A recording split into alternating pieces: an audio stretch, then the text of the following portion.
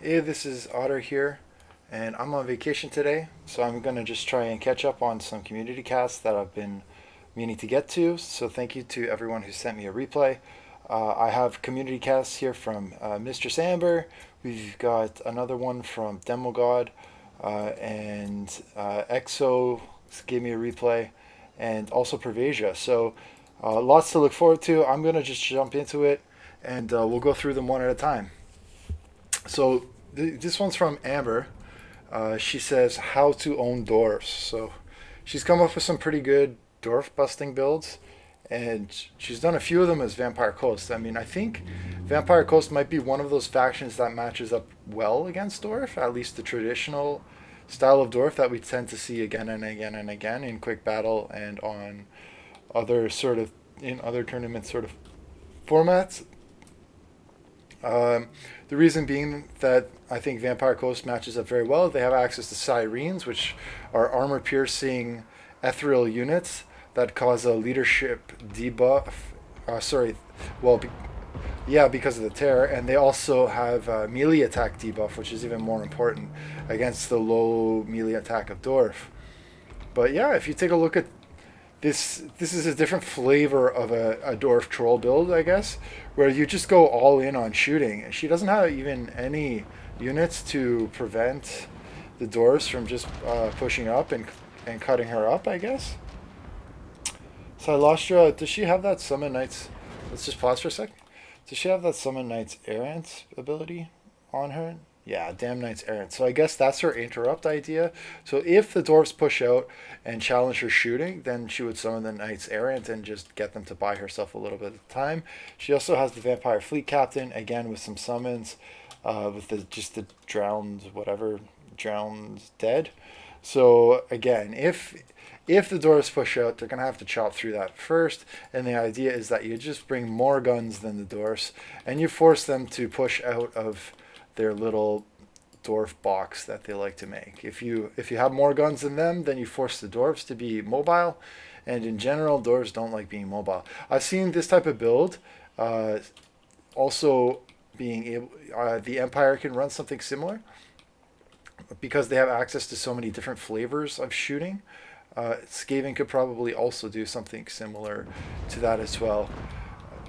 Dark Elves maybe could do it, but like if you just brought Shades, Corsairs, Dark Shards, but I don't think it would be as cost effective as it is with these zombies because they can afford to trade a little bit more with the shooting because it's not as their units don't cost as much, whereas the Dark Elf shooting is quite expensive. And Empire shooting, unless I mean you can bring handgunners and crossbows. I don't think I don't know if Free Company Militia would cut it, but maybe they would. You can bring them as well.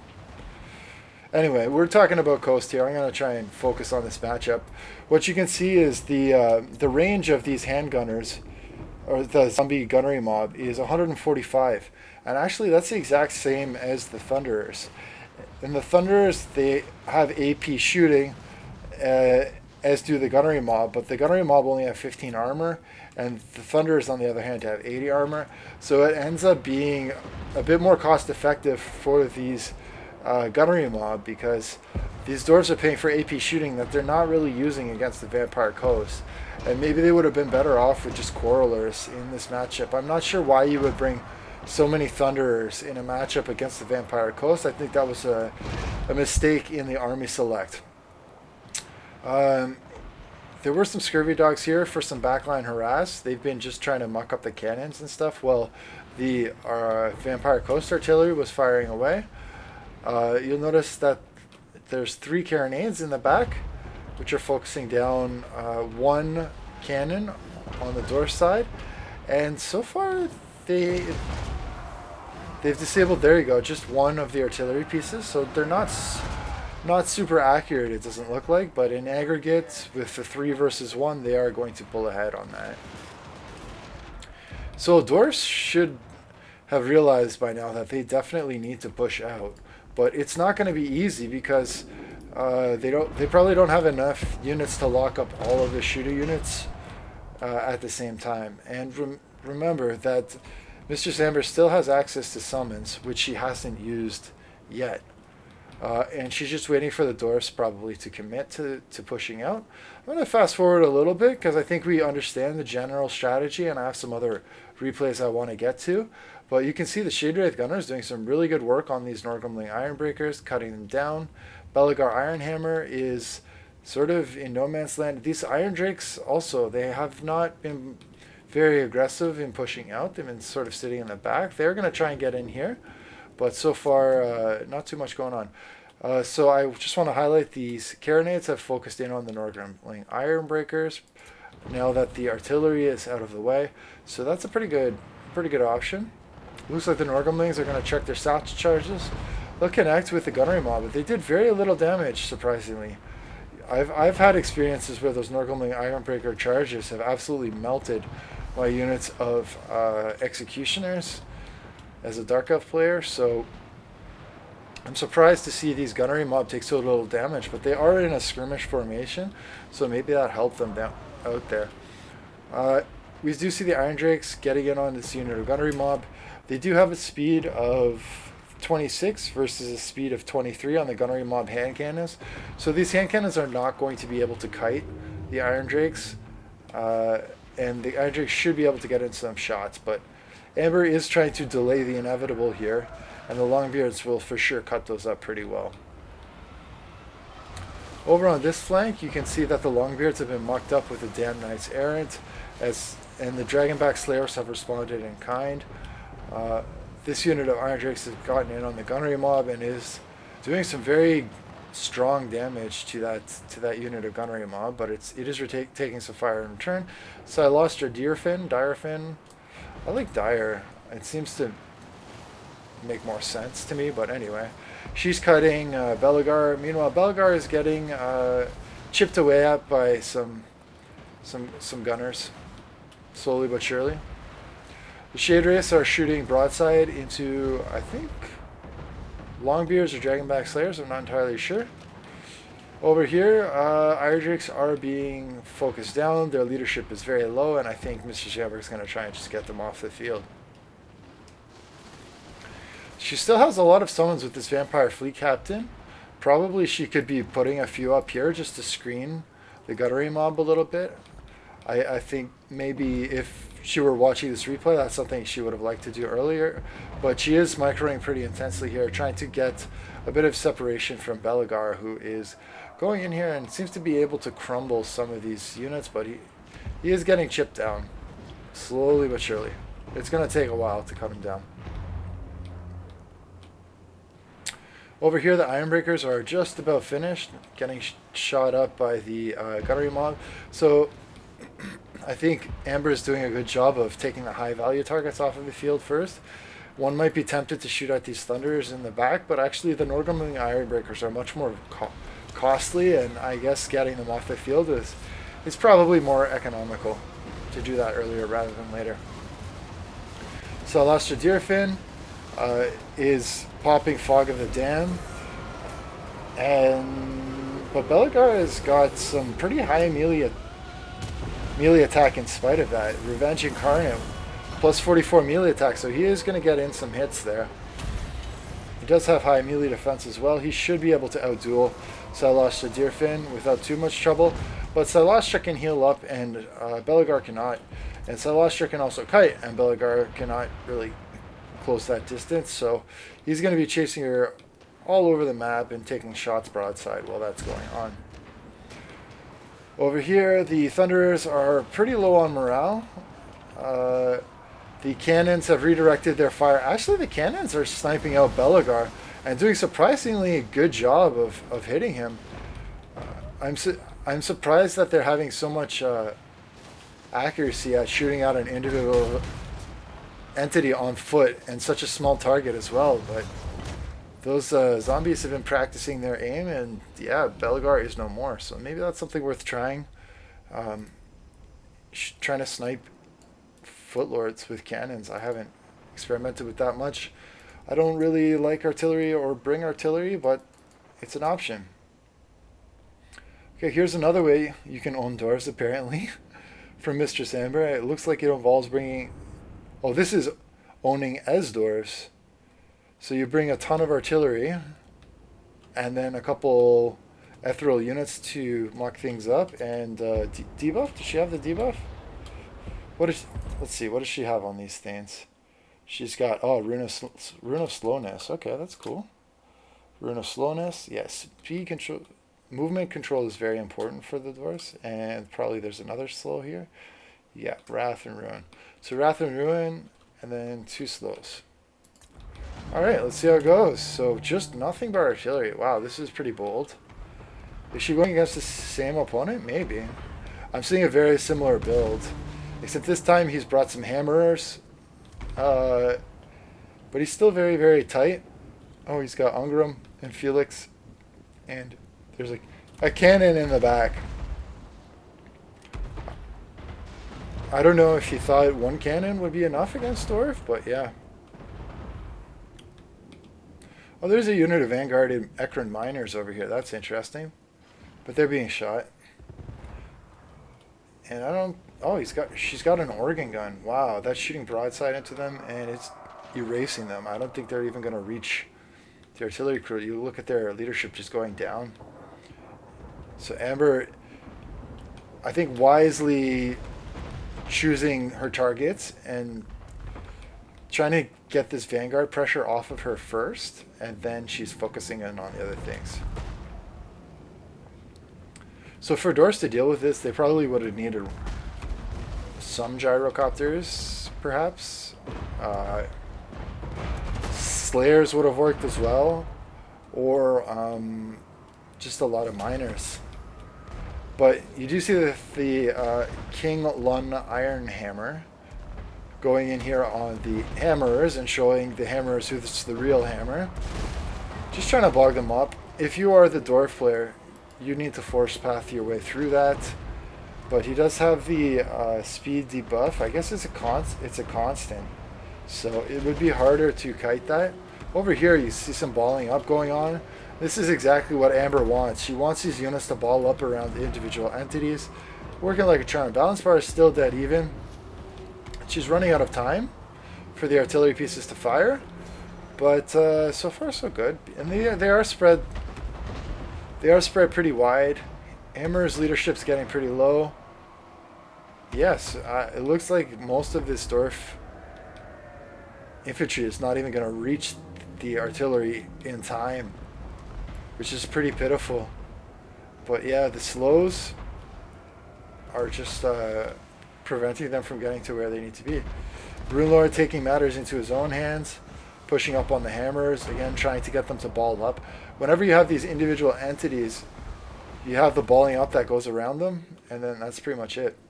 So not a fast forward here. I think we sort of see the general tactic, and we're just going to watch the artillery do its thing and chip down at this expensive Dwarven infantry. But yeah, I mean, mobility is certainly a factor here for this dwarf player. I think the dwarf player would have had to split up and push to many different parts of the map and take down each of those artillery crews one at a time. But sort of keeping that tight formation and pushing in a group certainly was not the way to go there. Cool stuff with the Ekron miners in the back, though. I like that.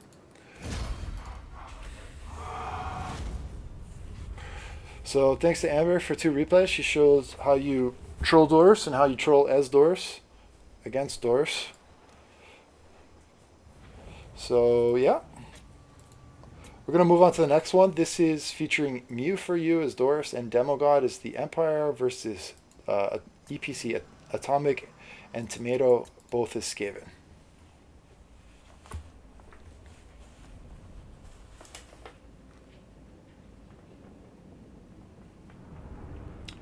Alright, looks like Demogod right off the bat is rocking an Archlector build with the support of a Life Wizard. He's got a Hellstorm, a little bit of Caft for interrupts, great swords, spears, swordsmen, crossbows.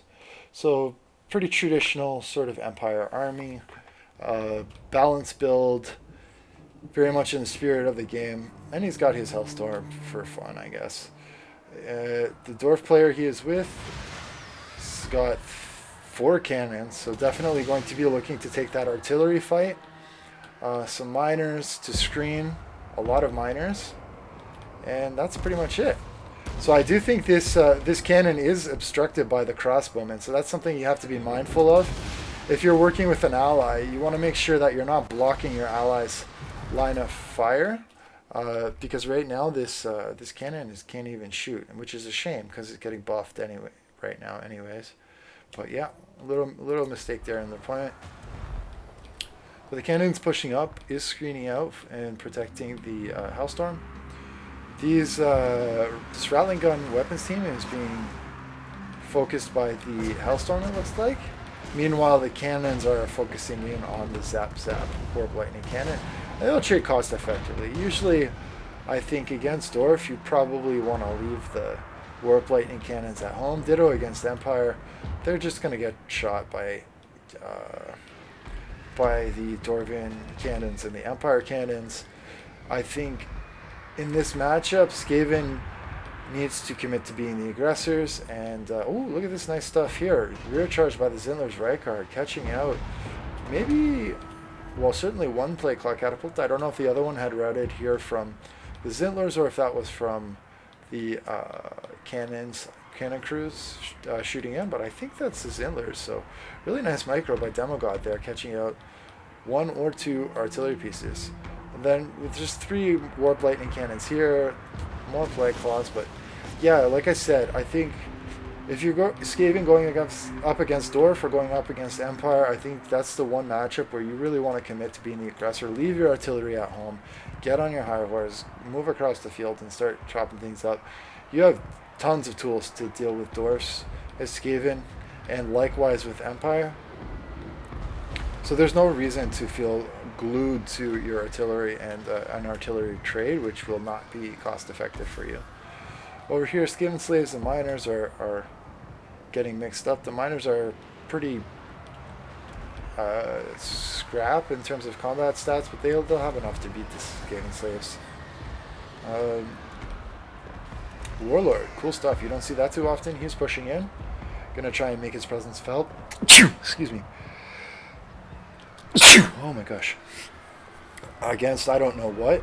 I think he was going for the Archlector, but he's positioned himself in the middle of all of the shooting right now. So he's going to get absolutely deleted. Usually if you have a big entity like that, you want to attack on the flank and then wrap it around from there. But if you go like right into the teeth of the defense, you're just going to get shot right off the map. And that's exactly what's happening. Over here, the Hellstorm has switched on to the Council Guard, which is not a bad target. That's a very expensive, annoying unit to deal with, especially if they're unbreakable. Plaguemark Sense Bearers would also be decent, but I guess against the Council Guard, you're getting the benefit of that armor pen shooting. Over here, Reiksguard still paying dividends. They're at 161 kills, absolutely murdering the crap out of everything in this backline. There's the unit of Stormvermin with halberds, which are going to push over there, and Cheek is going to try and chase them, but he has no hope of catching them if the Reiksguard just pull out. This is why you need, if you're playing Skaven, at least some sort of Rat Ogres or some sort of poison to counter cavalry and other large threats to your backline. Otherwise, they can have free reign. So congrats to Demodude on that victory. Absolutely went ham with the Reiksguard. The Hellstorm Rocket Battery also performed very well.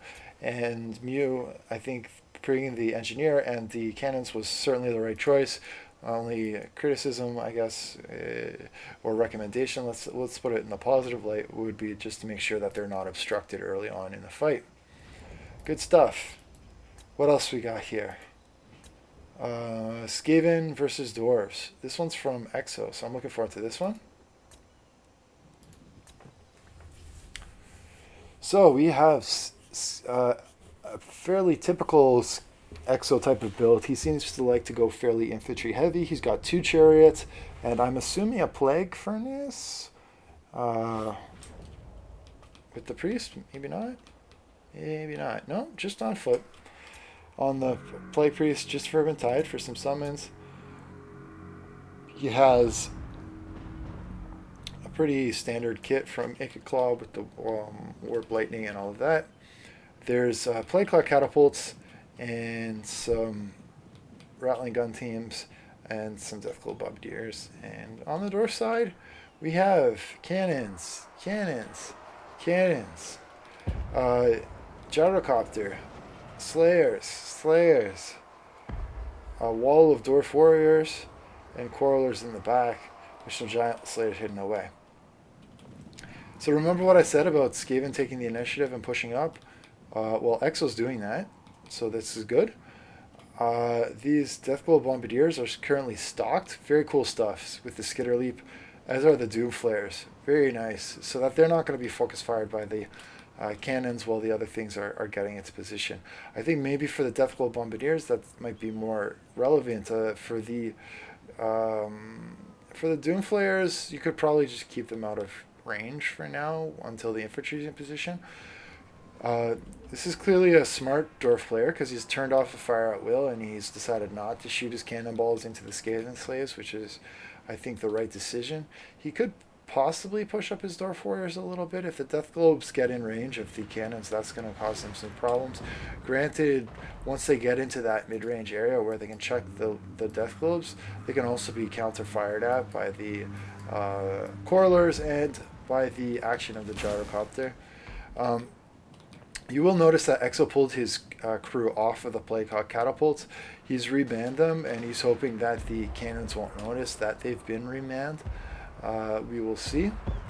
A rattling weapons gun team is being shot by the cannons right now, but that affords Exo the opportunity to remand those Plague Hawk catapults and maybe start chucking a few of those stinky globes of Skaven goodness onto the doors. Some absolutely vicious shooting from this rattling weapon guns team, almost erasing the gyrocopter with one volley. These Deathglow Bombardiers are being shot by the quarrelers, and we'll need to go back and wait their opportunity to attack again. Meanwhile, Skaven slaves are going to start grinding away at the dwarf front line. Doom Flares are looking for an opportunity, trying to get into maybe the dwarf artillery or some of this mid-range shooting. Interestingly, the quarrelers have pushed up into the front line. I don't know if the dwarf player realized that they were not on guard mode. I suspect that's the case. So I think they were focusing down the Deathglow Bombardiers. But when Exo pulled back his Deathglow Bombardiers, the quarrelers pushed up into the front line, got stuck up in melee, and that gave him an opportunity to get double value with those Plague Hawk catapults. So these cannons, let's see what they're shooting at now. Unfortunately, I can't see their firing arcs. Ooh, nice stuff from Ikit. Getting the quarrelers almost, wow, they just routed from that warp lightning. So yeah, if that mid-range shooting goes down, that opens opportunities for the Deathglow Bombardiers. They could just walk up and take out the cannons. Ooh, a nice summon there from the Plague Priest. Ungrim Iron Fist was a little too comfortable sitting in the back line, allowing the Plague Priest to get the summon off. He does have a speed of 42 versus Ungrim's speed of 32, so he should be able to kite him, although there is the possibility that a charge bonus could bump him up, but it does look like the Plague Priest is going to escape the wrath of Ungrim. There is, of course, some Skaven slaves lurking around the Plague Priest, which will make that getaway a little bit easier. And yeah, nice stuff here. So it looks like the Dwarven cannons are shooting in on the Plague Claw catapult. I do expect that they will start taking out some of the artillery pieces if Exo's not careful to pull his Plague Claws off of there. But you'll notice that Exo, instead of shooting the Dwarven artillery, he's focusing down the Dwarven infantry, which is, I think, the right choice. He has other tools that can do a better job of shooting the cannons. And what he really needs the Plague Claw catapults to do is to do what they are designed to do, which is to delete infantry. And especially infantry blobs. So the plan is basically muck up with the Skaven slaves and then shoot the Plague Claws in on the infantry blobs, but not necessarily engage in an artillery trade. And when the artillery does fire back, usually I think he will need to just concede his artillery pieces. We shall see. But the dwarf front line is getting very thin. The Plague Claws have certainly thinned out that front line. There's a unit of rattling weapon gunners who are obstructed. I don't know what they're trying to shoot, but they haven't been firing for a while. So maybe they could have been repositioned onto these Dwarf Warriors. In the back, there are some Plague Monks who would be good against the Slayers, the Quarrelers, the Cannon Crews, and probably okay against the Dwarf Warriors as well. The only thing that they might have to watch out for are the Hammers, but even then, they'll do okay, I guess. Slayers are being decimated by by this Rattling Gun weapons team, and the Plague Monks are there to screen them out. Balance Bar still in favor of the Dwarfs, but ooh, look at these big Plague Claw shots coming in on the Hammerers. That is a very high value target. Certainly, if Exo is able to deplete this unit with the Plague Claws, that will certainly improve his chances of winning. There we go. The Rattling Gun weapons team has refocused. This time they've targeted the Dwarf Warriors. Plague Claw continues to chip down with the Hammers, but the Dwarf player is going to pull away from there and try to get them to safety. Very close game so far. Balance Bar still in favor of the Dwarves. Let's see if Skaven can pull it back. I think these Deathblow Bombardiers probably could have been changed into a wider spaghetti formation. They're probably taking a little bit more damage than they have to. You want to use that more boxy formation if you are planning on rotating quickly to deal with high mobility targets, but you don't see a lot of that on the Dwarf roster, so probably not necessary. Balance Bar dead even. But let's see. Another Plague Priest summon is going to probably come up here. You see he's just screening. So interestingly, someone was here, but they actually kind of flood out, and their true spawn point is probably about here. And so they get in on the cannon. They'll do some work here, and Ikit Claw is just getting into some of the mid-range shooting that has broken off. Certainly showing some value there. The Slayers are being baited out again to deal with Ikit Claw. The Rattling Gun weapons team is ready to respond, and there's still that unit. Oh, maybe not. The unit of Plague Monks has come over here to fight these Dwarf Warriors, but they should be able to finish them off. They're pretty tattered, taking some leadership debuffs, and yeah, that summon right there. I think that was the summon that broke the Dwarf back, because the Slayers were off chasing Ikit, but they had no hope of catching him, and getting them away from the cannon crews meant that the clan rats could come in there, do some work. And now there's nothing really to shut down the Plague Claw catapults. So the Plague Claw catapults, oh, well, that's not true. There's still 2 units of cannons, but they're stuck up in melee. Dwarf front line's gone. Plague Monks are on this cannon. If they can take off the second cannon, then yeah, it's going to be very tough for the Dwarfs. Hammers are still being shot by the lone Plague Claw catapult that remains. Well, there's two batteries or 2 artillery pieces, but yeah, Ungrim Iron Fist, I don't know where he's going. He's a bit in no man's land right now. It was probably beating some slaves or something, but yeah, Giant Slayers. I don't know why you bring Giant Slayers in a matchup against Skaven.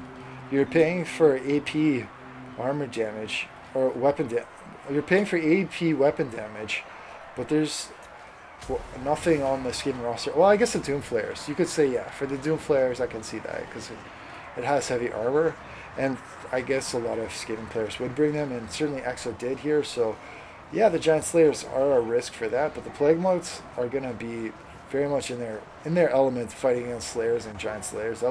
They might lose, but that should be cost effective for Skaven. Meanwhile, the Doom Flares are going to break off these Quarrelers, and then I think someone should do the rest to just chip down the Slayers. Hammers are stuck up in here with Ikit, and Ikit's going crazy on his Doom Flare. Bounce Bar still even. So it's going to come down to the Winds of Magic. Ungrim has shut down the Plague Claw catapult in the back line. Very close fight. Rattling Weapons Gun team is shooting down the Hammerers. Balance Bar has shifted actually slightly back towards the Dwarf. I think maybe because his Doom Flare got caught up in some Slayers, and because the Plague Claw catapult is offline. But the Dwarfs don't have access to summons, and Skaven does. So I do think that in the long grind, that's going to start to tip the balance in favor of Skaven. Still 25 Hammers, are hard to kill, as are the units of Slayers, but I think Skaven will be able to pull it back. We shall see.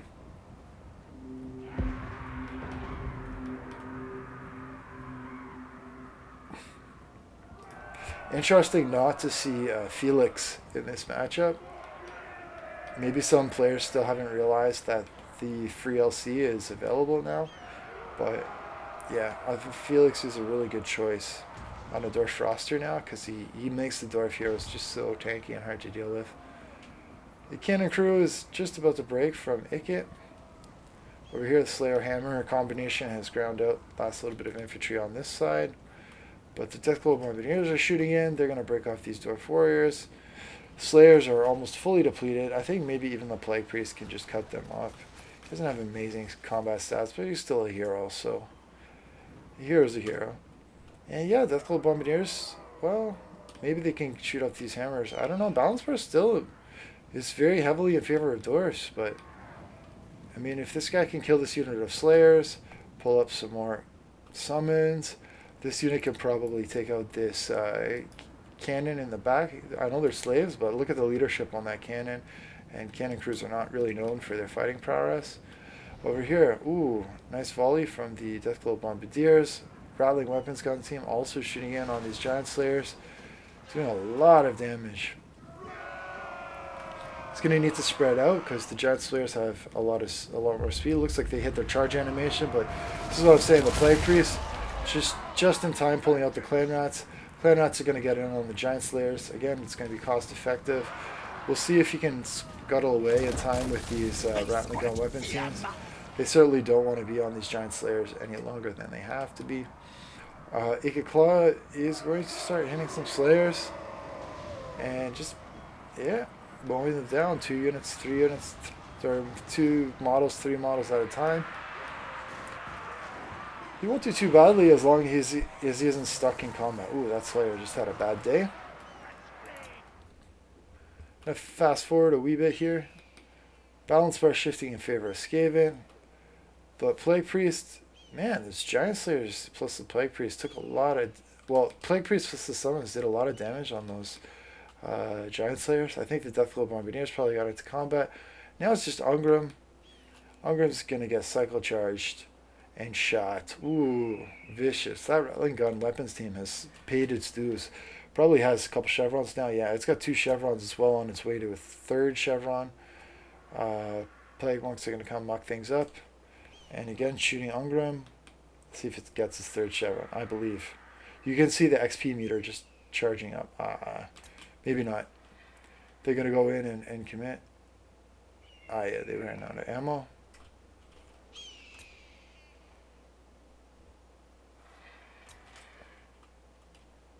A couple more cycle charges from Ikit. And yeah, super well played to exit. That was a fun game to watch. Very, very close. I'm not really a big fan of artillery games, but this one had a little bit of everything. Both sides pushed out to a certain extent. Ungrim pushed out to the Skaven backline, and the Skaven pushed into the Dwarf backline. So I absolutely love that replay. So thank you, XF, for that one. That was super. And both armies ran balanced armies, no sort of trolly meme stuff. So it was really in my opinion, a contest of skill rather than just army build.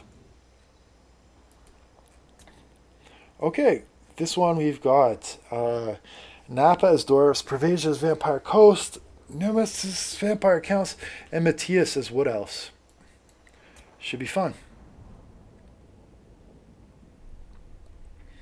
So I've seen Pervasia bring Silostria Direfin a little bit more often.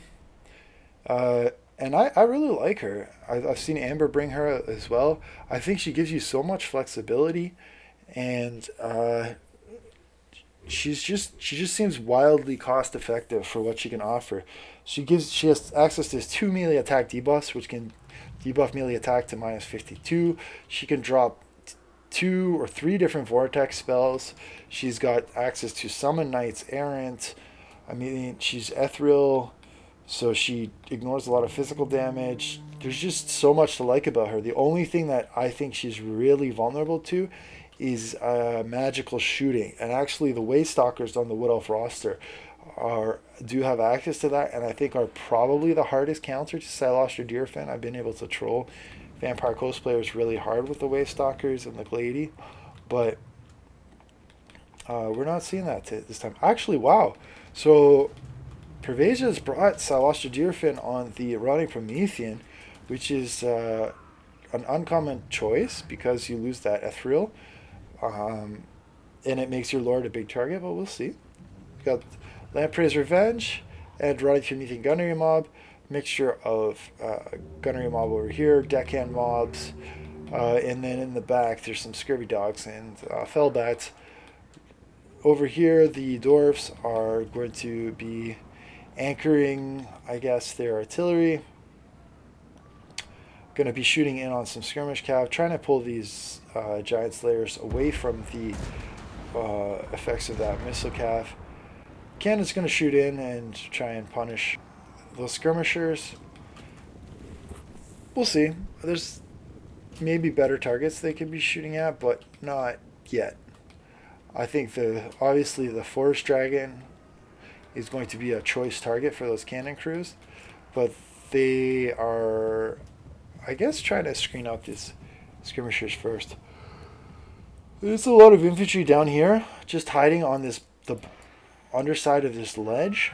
I'm not sure why they don't want to commit just yet, but it looks like they, for now, are content to just stay out of the scope of the missile fire. Balance bar shading in favor of the Wood Elf and Vampire counts.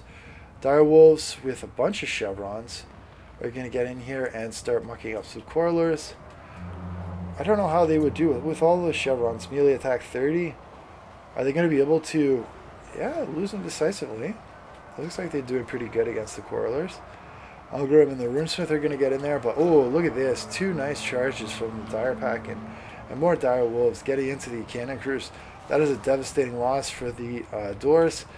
Of course, the dire Wolves are going to take some losses in return from the Slayers, but these are giant Slayers, and I think regular Slayers or Miners would have done the job, or some combination of the two.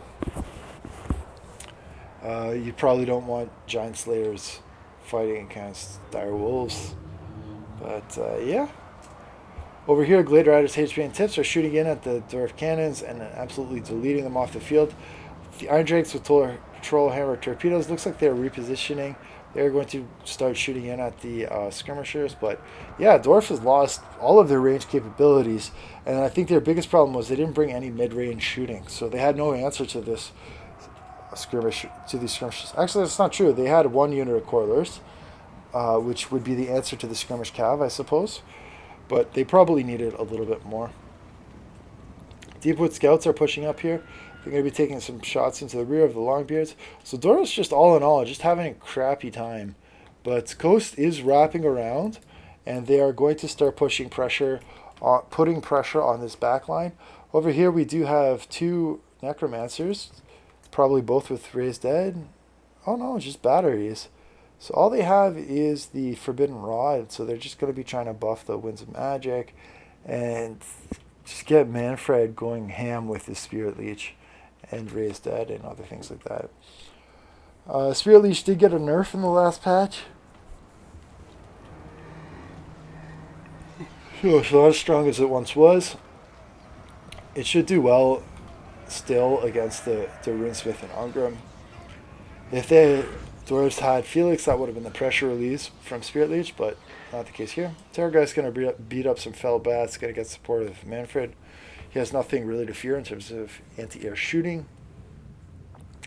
So Silostra Deerfin does have a really big HP pool of almost 7,000, so I don't know if this Spirit Leech would be super effective against her. It would probably be okay. I mean, you are bypassing the armor, but there is also the Fleet Captain who can heal Silostra, and he's close by. Excuse me. Coiler shooting down the Fellbats, doing some nice work there.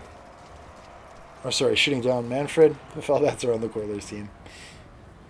Maybe they're obstructed. I don't know. Maybe they're not able to shoot. It looks like there's some repositioning going on.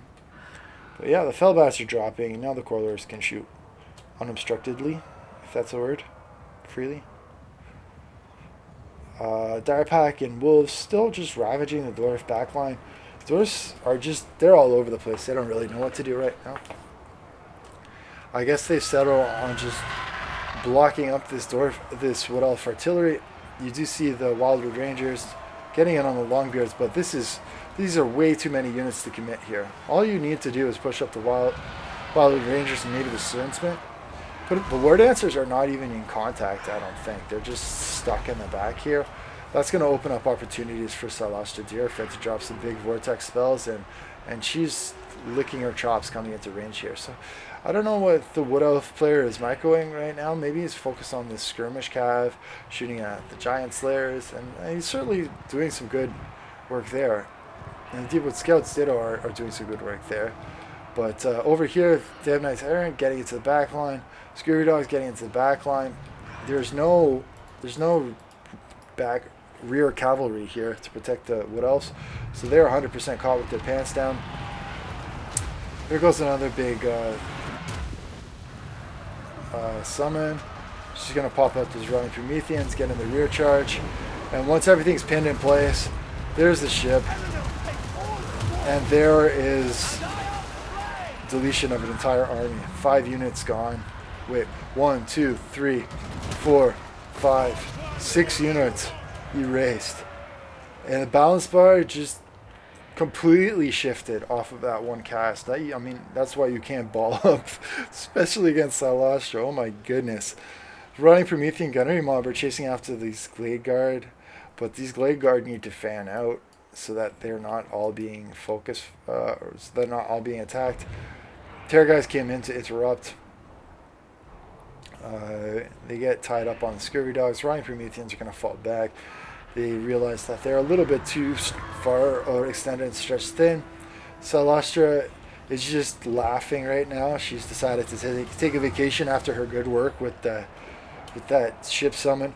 Balance bar is so far shifted. I mean, I don't know how you recover from losing 6 units like that. That was vicious. The Glade Lord is being shot up, and once these Glade Guard with Starfire shafts run out of ammo, it's going to be really tough on what's left. Glade Lord getting chopped up by Salastra Deerfin, being caught out. Pirate Mob, Longbeards, everything's just going in on him. He's certainly not where he wants to be. Any debuffs on him from... No, not yet. The fleet captain doesn't have any debuffs on him. So, yeah.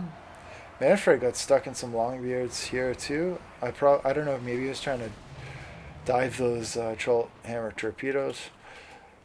There's some skirmishers in the back, but they are obstructed by their own spears, it seems, so they're not doing much.